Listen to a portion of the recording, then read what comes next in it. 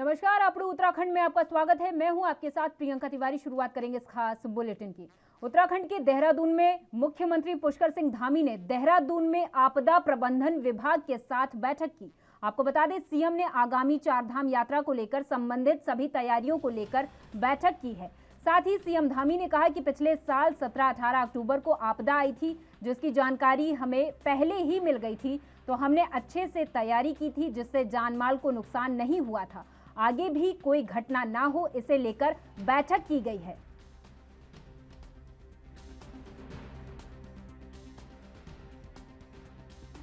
चारधाम यात्रा अभी शुरू होने वाली है, तो उससे संबंधित जो भी पहले से हमें सब जानकारियां मिलें, उसकी तैयारियां हो, जो समीक्षा हो, उस संबंध में हमने सारी बैठक कर ली है और सभी तैयारियां हम पूर्ण कर रहे हैं। जहां जहां जो कमी है उसको और अच्छा करने के लिए हमने सभी अधिकारियों को कहा है।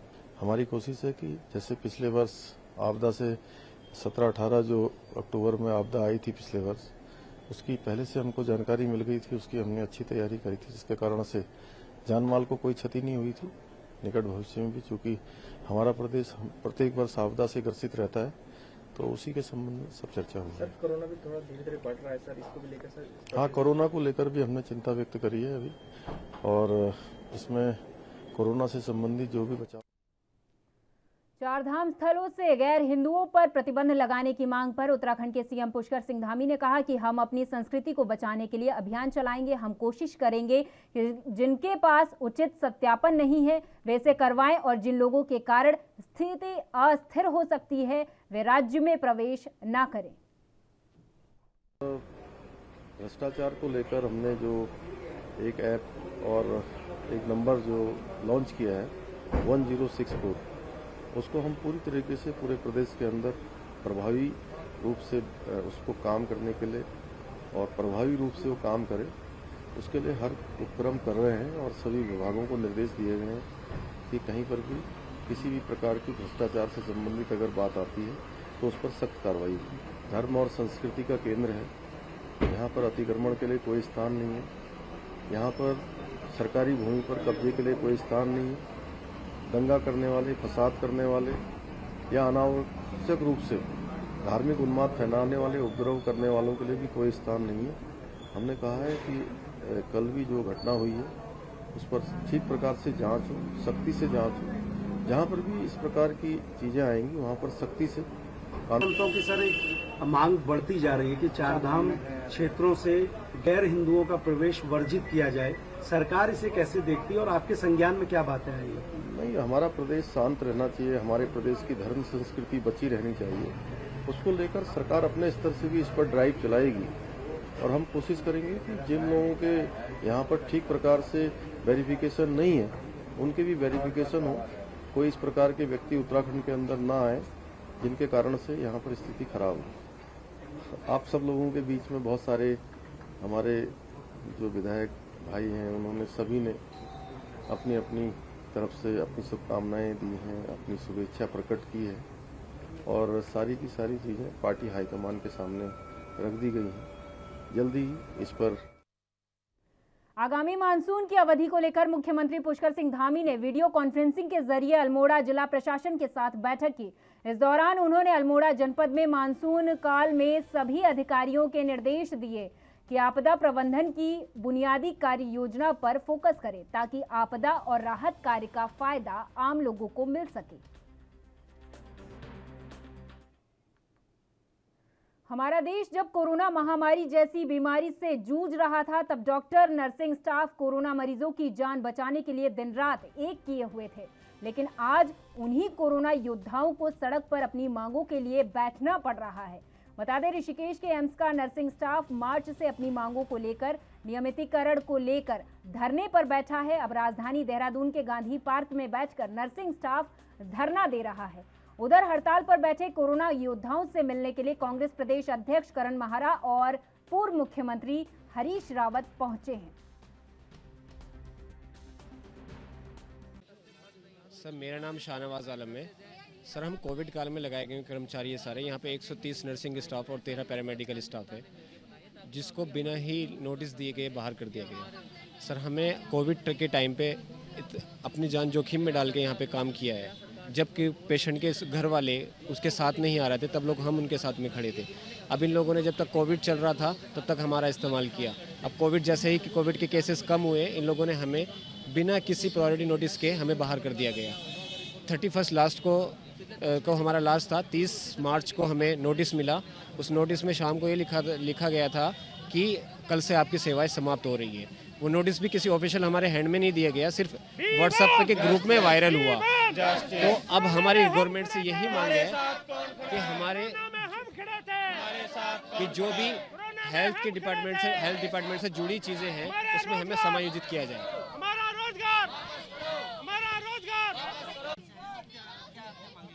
मेरा नाम बलजिंदर सिंह है।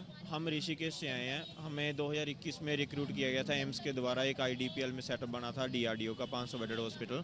तो हम अपनी सेवाएं जो 10 महीने से वहाँ पे रेगुलर दे रहे हैं। हमारे पास 30 मार्च को एक नोटिस आता है, 31 तारीख से आपकी सेवाएं वो समाप्त कर दी गई है। एक व्हाट्सएप पे नोटिस आता है। तो हम 1 तारीख से अपना अनिश्चितकालीन वो धरना त्रिवेणी घाट पे दे रहे हैं ऋषिकेश में। वहाँ हमारी आज तक कोई सुनवाई नहीं हुई। हमने अपनी जो भी मांगे थी ज्ञापन है वो सभी जगह पे पहुँचा दिए, स्वास्थ्य मंत्री, मुख्यमंत्री तक, लेकिन आज तक कोई भी कार्रवाई नहीं हुई है। तो वहाँ हमसे कोई भी मिलने आज तक नहीं गया। तो इसलिए हम आज यहाँ पे देहरादून अपना धरना जो है देने आए हैं। अगर 2-3 दिन में अगर प्रशासन कोई भी कदम नहीं उठा रहा हमारे लिए जो कुछ भी है, तो हम अपना आगे ठोस कदम है वो उठाएंगे, भूख हड़ताल पे हम वो जाएंगे। हमने उस टाइम में वहाँ पे काम किया जब घर वाले अपने मरीजों के कोरोना में के जो मरीज थे उनको हाथ लगाने के लिए डर रहे थे। तो हमने उनका जो कि ट्रीटमेंट किया, इलाज के उनके डायरेक्ट संपर्क में आए। हमने अपनी जान है वो जोखिम में डाली। तो हम सरकार से हम यही चाहते हैं कि हमें हमारी जॉब सिक्योरिटी वो दे। और इन लोगों को संविदा कर्मचारी के पक्ष में, मतलब कम से कम संविदा कर्मचारी के रूप में रखा जाएगा और आने वाले समय में इनको नौकरियां दी जाएंगी।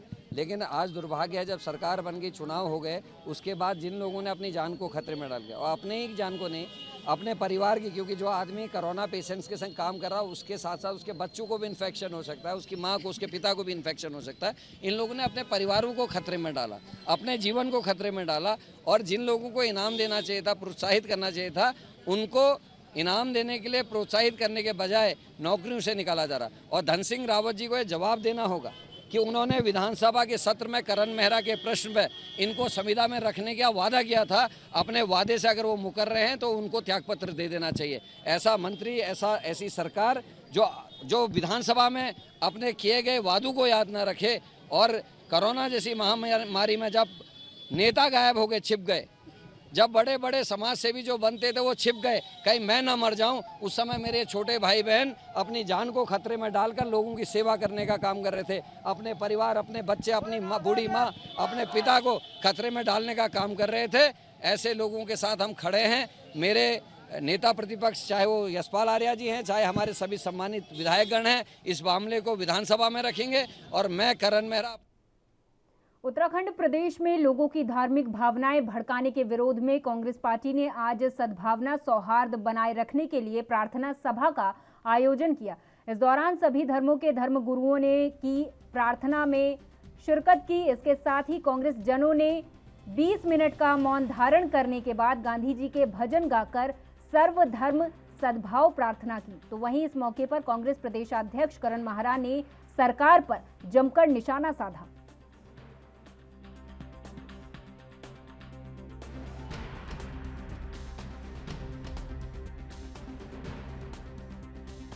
आज सभी धर्मों के धर्मगुरुओं को हमने बुलाया है और हमारा प्रयास है कि हम एक मैसेज दे सकें कि जिस देश में एकता, अखंडता के लिए सहनशीलता, दूसरे को माफ़ी, दूसरे पे दया हमारे को सभी धर्मों में सिखाई जाती है। और देश में आज पोलराइजेशन और वोट के चक्कर में एक दल विशेष इस तरीके के आयोजन कर रहे हैं, इस तरीके से कोशिश कर रहे हैं कि धार्मिक उन्माद फैलाया जा सके, धार्मिक झगड़े हों ताकि उनको वोटों में लाभ हो।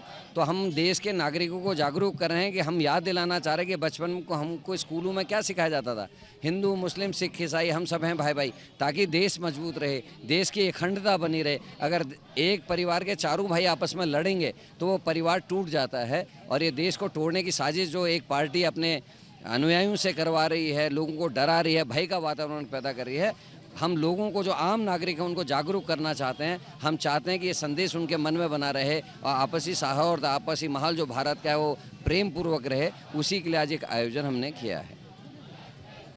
और सहिष्णुता, अहिंसा के महात्मा गांधी जी, उनके नाम पर उनके जो यहाँ पर उनका स्टैचू है, उसके सामने, इसीलिए उनकी मूर्ति के सामने ये आज कार्यक्रम रखा गया सद्भाव वाला।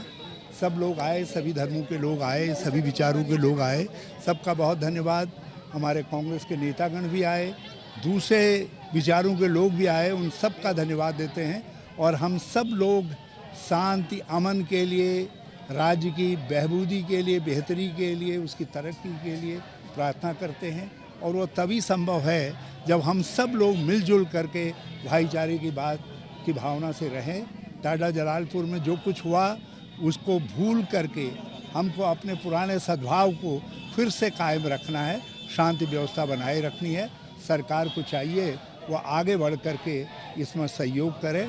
और मैं प्रदेश कांग्रेस को धन्यवाद देता हूं कि सबकी भावनाओं को समझ करके उन्होंने कल जहां महामहिम को ज्ञापन दिया कि राज्य के अंदर शांति बनी रहे और उसके लिए प्रशासन निष्पक्ष भाव से काम करे, वहाँ पर जो है आज जनता जनार्दन और जो यहाँ के लोगों की भावना थी कि सद्भाव रहे, शांति रहे, सौहार्द रहे, उसके लिए यहाँ पर गांधी जी के सामने भजन कीर्तन और विविधताओं के देश में इस वक्त धार्मिक उन्माद अपनी जड़ें मजबूत कर रहा है। इन दिनों जहां एक ओर देश की राजधानी से हिंसक तस्वीरें सामने आई हैं, तो वहीं दूसरी ओर उत्तराखंड की राजधानी से सटे हरिद्वार जिले से हिंसा की तस्वीरें भी सामने आई हैं, जिसको लेकर प्रदेश भर में संजीदगी का माहौल बना हुआ है। वहीं इस पूरे मामले पर कांग्रेस राज्य की बीजेपी सरकार को घेरने का काम कर रही है और माहौल खराब करने वाले आरोपियों को गिरफ्तार करने की भी मांग कर रही है। उधर सूबे में सत्ता पक्ष की ओर से प्रवक्ता शादाब शम्स ने राज्य में शांति व्यवस्था बनाए रखने की अपील की है। हम तो ये कहते हैं कि आपस में सबको मिलकर रहना चाहिए और दोनों पक्षों को, ये बहुत अच्छा महीना, इधर रमज़ान का महीना चल रहा है, उधर रामनवमी और हनुमान जयंती अभी सामने गुजर के गई है। सबको मिलके रहना चाहिए, आपस में नफ़रतें बिल्कुल नहीं आनी चाहिए। हम खूबसूरत उत्तराखंड हैं, देवभूमि है, यहाँ पर नफ़रतों के लिए कोई जगह नहीं है। शरारती तत्वों का समर्थन कोई भी ना करे। हम तो इतना ही कहेंगे, सब मिलके आपस में रहें, एक दूसरे के धर्म का सम्मान करें और मुझे लगता है खूबसूरत उत्तराखंड तभी मुमकिन है जब सब एक दूसरे के साथ मिलके आगे बढ़ें। कांग्रेस अपने घर के शोर को दबाना चाहती है, जो उनके घर में खलबली मची हुई है, जो तोड़फोड़ चल रही है, जो घर में झगड़े बढ़े हुए हैं, जो लोग इस्तीफे दे रहे हैं, जो एक दूसरे के ऊपर आरोप प्रत्यारोप लगा रहे हैं, उस शोर को बचाने के लिए ये एक नाकाम कोशिश कांग्रेस की है, जिससे कांग्रेस हल्ला मचा के अपने घर की झगड़े को दबा हुआ दिखाया जा सके। देखिए, हिंदुस्तान कौमी एकता की मिसाल वाला पूरी उत्तराखंड के पौड़ी में चारधाम यात्रा को लेकर गढ़वाल कमिश्नर सुशील कुमार ने मंडल मुख्यालय पौड़ी में मंडला अधिकारियों की बैठक ली। इस दौरान उन्होंने पीडब्ल्यूडी, एनएच, स्वास्थ्य समेत सभी विभागों के साथ बैठक कर चारधाम यात्रा की समीक्षा पर चर्चा की। कमिश्नर सुशील कुमार ने कहा कि उनका पूरा प्रयास है कि 2 साल बाद होने वाली यात्रा को सफल और सुविधापूर्वक बनाया जाए, जिससे यात्री आसानी से अपनी यात्रा को सुगम कर सकें। उन्होंने कहा कि उन्हें उम्मीद है कि इस वर्ष भारी संख्या में यात्री चारधाम यात्रा में पहुंचेंगे, जिसके संबंध में विभागों को सभी व्यवस्थाएं दुरुस्त करने के लिए निर्देशित किया गया है। हम यात्रा को लेकर हम विभिन्न स्तरों पर लगातार बैठकें कर रहे हैं और स्थलीय निरीक्षण भी किए जा रहे हैं अधिकारियों द्वारा।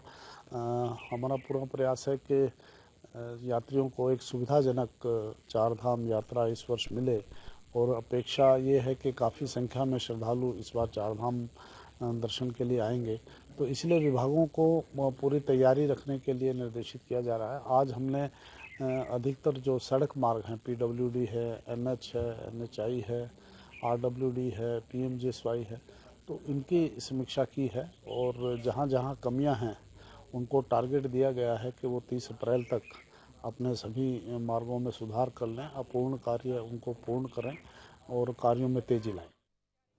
और यहाँ रुकेंगे एक छोटे से ब्रेक के लिए, फौरन हाजिर होंगे कुछ और खबरों के साथ।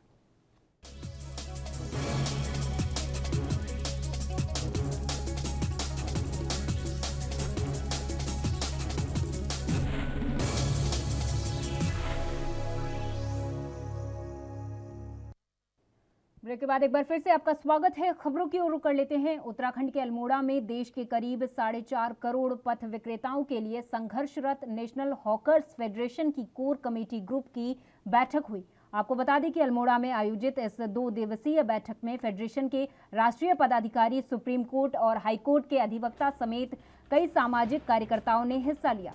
बैठक में स्ट्रीट वेंडर एक्ट 2014 और उत्तराखंड समेत विभिन्न राज्यों की नियमावली और पथ विक्रेताओं की समस्याओं पर चर्चा की गई। इस मौके पर नेशनल हॉकर्स फेडरेशन के राष्ट्रीय महासचिव शक्तिमान घोष ने कहा कि स्ट्रीट वेंडर के हितों के लिए वर्तमान में देश के 29 राज्यों के संगठन चलाए जा रहे। साथ ही कहा कि हॉकर शहर के लिए बोझ नहीं है बल्कि देश की अर्थव्यवस्था में सहयोग करते हैं। आप लोग जानते हैं 2014 में पार्लियामेंट से कानून पास हुआ था, protection of livelihood regulating of street vending 2014। मगर ये अफसोस की बात है, दुख की बात है, जो 7 साल होने का बावजूद भी आज हमारा देश में इस कानून को लागू करना बहुत कठिन हो रही है। अभी भी पूरा देश में मेजर जगह पर इस कानून को कुछ तरह लागू नहीं हो रहे हैं। खास करके हम लोग पूरा देश में देखा, सबसे अच्छा लागू जो कानून का हुआ वो झारखंड राज्य में, पर सबसे बुरा जो कानून की हालत है वो है उत्तराखंड में। इसीलिए हम लोग इस उत्तराखंड में इस कानून को हम लोग इम्प्लीमेंट नहीं हो रहे। इसी कारण के लिए हम लोग यहाँ पर मीटिंग की बंदोबस्त किया है। इमीडिएटली इस कानून को लागू। लोगों की संपत्ति हड़पने वाले गैंगस्टर यशपाल तोमर पर एसटीएफ ने बड़ा शिकंजा कसा। कोर्ट के आदेश पर बागपत और दिल्ली में उससे संबंधित 153 करोड़ रुपए की चल और अचल संपत्ति कुर्क की गई। एसटीएफ के एसएसपी अजय सिंह ने इस बारे में ज्यादा जानकारी साझा की है। देखिए, कुछ माह पूर्व हरिद्वार में एक व्यापारी द्वारा जो है उनको धमकाने और एक्सटॉर्शन की शिकायत की गई थी, जिस पर ज्वालापुर पर मुकदमा पंजीकृत हुआ था। पुलिस मुख्यालय के आदेश से उसमें जांच के उपरांत तो है ये मुकदमा जो है एसटीएफ को स्थानांतरण हुआ था और विगत 4 माह से इसमें जो हमारी टीमें इसमें साक्ष्य संकलन कर रही थी। इन साक्ष्यों के आधार पर कुछ वादी इसमें और पीड़ित मिले थे, जिसमें विभिन्न स्थानों पर चाहे हरिद्वार में भी एक केस लिखा गया और मेरठ में भी मेरठ पुलिस द्वारा भी इसमें केस रजिस्टर्ड किए गए। पूरी विवेचना के दौरान पता चला कि यशपाल तोमर एक ऐसा अभियुक्त है जो अपने गैंग के माध्यम से, जिस गैंग में उसके काम करने वाले उसके गांव के लोग, साथ ही साथ कुछ महिलाएं हैं जो विभिन्न स्थानों पर झूठे फर्जी मुकदमे लिखवाकर लोगों को जेल भेजते हैं और उसकी एवज में ज़मीनों में या अन्य माध्यमों से पैसा अर्जित करते हैं। इन सब की जांच के दौरान, विवेचना के दौरान हमें यह भी पता चला कि उत्तराखंड के साथ साथ उत्तर प्रदेश और राजस्थान में भी ऐसे केसेस लिखे गए हैं, ऐसे पीड़ित हैं जिन पर फर्जी मुकदमे लिखे गए और उसके बाद उसकी एवज में काफ़ी धन लिए गए या उसके समय में कोई लैंड का सेटलमेंट किया गया, जो लैंड इनके किसी रिश्तेदार के नाम पर की गई या उनके गाँव के किसी आदमी के नाम पर की गई। समझ साक्ष्यों से पता चला कि अब तक जो हमने इनकी प्रॉपर्टी का जो कुर्की आदेश माननीय जिला मजिस्ट्रेट हरिद्वार ने किया है, उसमें 153 करोड़ के ऊपर की प्रॉपर्टी का अटैचमेंट का ऑर्डर हुआ है। साथ ही साथ जो भी इनके बुलेट प्रूफ गाड़ियाँ और जो भी व्हीकल थे, इसका भी ऑर्डर हो गए हैं, जिसके टीमें गई हैं वहाँ पर उसको लाने के लिए। 6 बैंक अकाउंट को भी फ्रीज किया गया है। साथ ही जो कंपनी बनाई गई थी इनके द्वारा अपने वाइट धन दिखाने के लिए, इनकम के लिए, उस कंपनी की भी जाँच की गई। दिल्ली में तो ऐसी कोई कंपनी नहीं पाई गई। जो अकाउंट्स देखते थे उनके द्वारा बताया गया कि उत्तराखंड के हरिद्वार में इन दिनों बुलडोजर का कहर देखने को मिल रहा। आपको बता दें कि देश के कई राज्यों में बीजेपी की बुलडोजर कार्रवाई एक अलग ही लोकप्रियता बटोर रही है। हरिद्वार के गैंगस्टर यशपाल तोमर पर कोर्ट ने शिकंजा कसा है। आपको बता दें कि गैंगस्टर यशपाल तोमर की 153 करोड़ की संपत्ति को कुर्क कर दिया गया। अवैध संपत्ति पर लगातार हो रही कार्रवाई पर बीजेपी प्रवक्ता शादाब शम्स ने बताया कि सरकारी संपत्ति पर कब्जा धारकों को बख्शा नहीं जाएगा। साथ ही उन्होंने कहा कि समय समय पर प्रशासन के कार्य करने का तरीका बदलता रहता है। बुलडोजर से कार्रवाई लोकप्रियता के लिए नहीं बल्कि गलत तरीकों से निर्माण करने वालों को सबक सिखाने के लिए की जा रही है।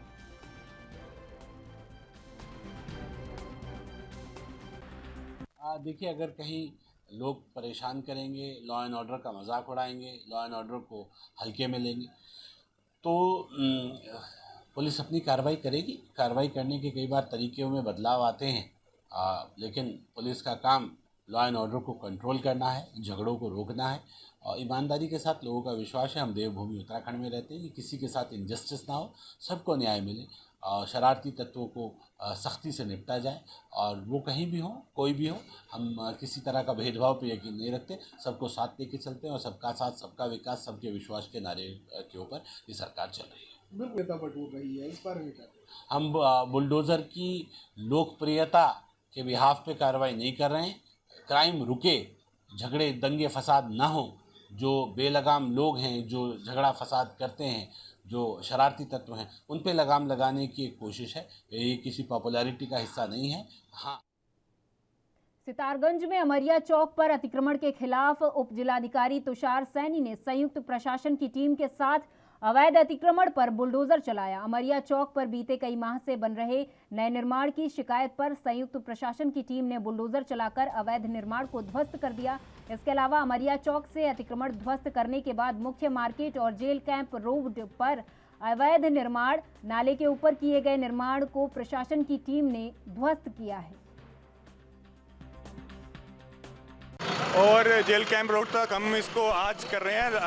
अभियान जो है वो लगातार अभी जारी रहेगा जब तक कि शहर के सभी क्षेत्र कवर नहीं हो जाते हैं या 2 बार कवर नहीं हो जाते हैं।